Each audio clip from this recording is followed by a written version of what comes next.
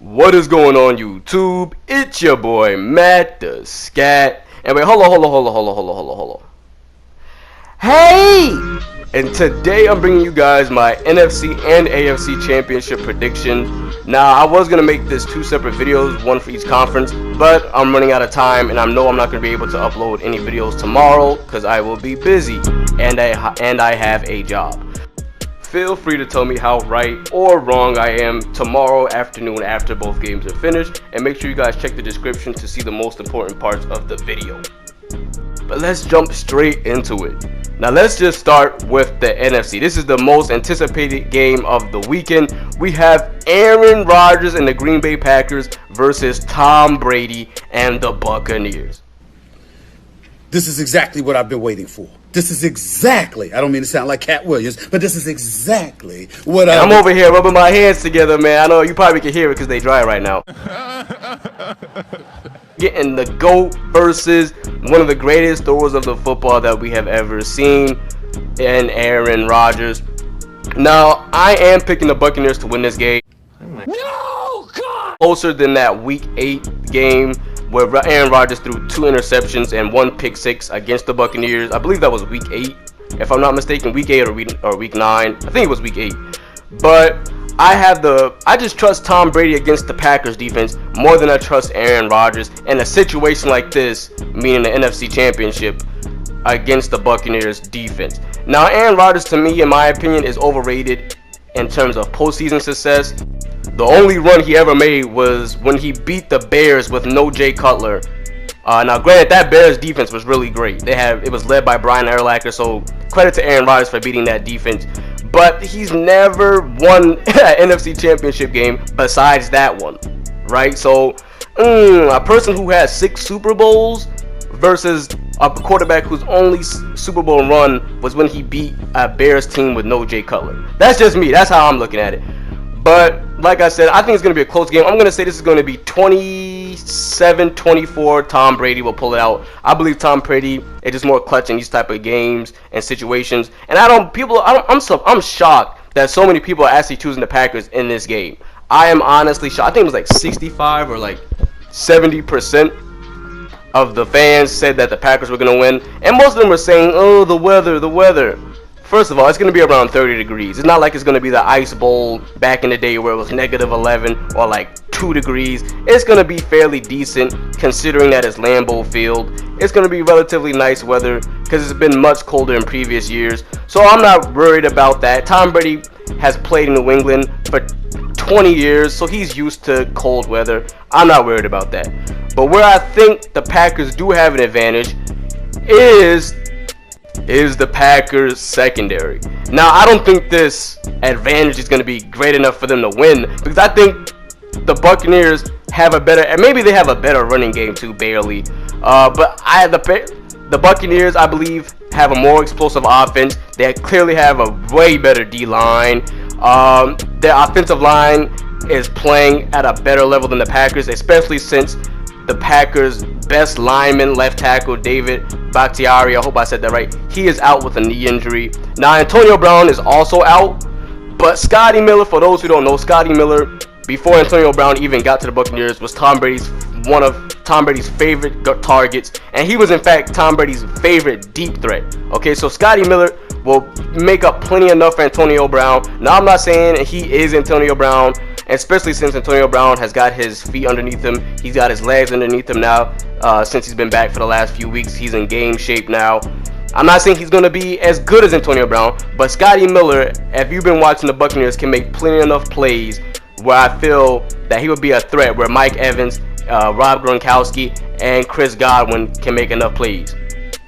And I'm just not scared of the Packers defense. We beat the Saints. You know, the Saints had a way better D-line. They had just as enough explosive offense, if not a better offense, than the Packers. So I am not worried. But I do think Aaron Rodgers will perform better than he did in that Week 8 game, like I said. It will be a battle, but I feel Tom Brady will make more clutch plays against the Packers defense than Aaron Rodgers will against the Buccaneers' fearless pass rush. Okay, so now that we got that game out of the way, now let's talk about the Bills versus the Kansas City Chiefs. I have At first, I picked the Bills, okay? I picked the Bills, I admit it. But now the more I thought about it, am I really going to doubt Patrick Mahomes in a situation like this? An AFC championship game versus a quarterback who has never been in this situation before, and I just can't. But let me say this. There's an asterisk. If it is a close game, I think the Bills pull it out. I think the Bills will pull through if it is a nip and tuck game. Because the Chiefs, ever since when I looked it up, I'll probably put a screenshot if I can find one. Ever since week 9, the Kansas City Chiefs have not beaten a team more than 7 points. So that does worry me. That does worry me. If it's a close game, I think the Bills will pull it out.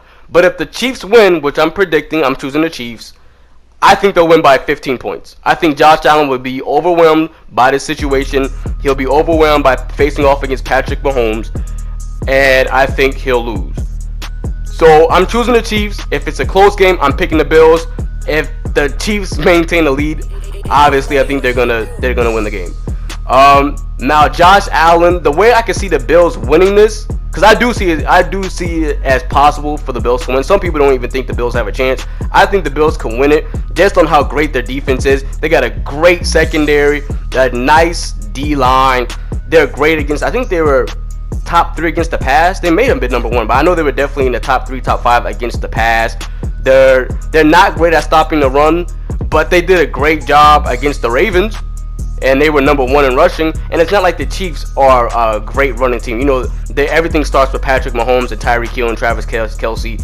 So that their play style actually goes into what the Bills like to do. You know, it goes against their strength. So that is a plus for the Bills.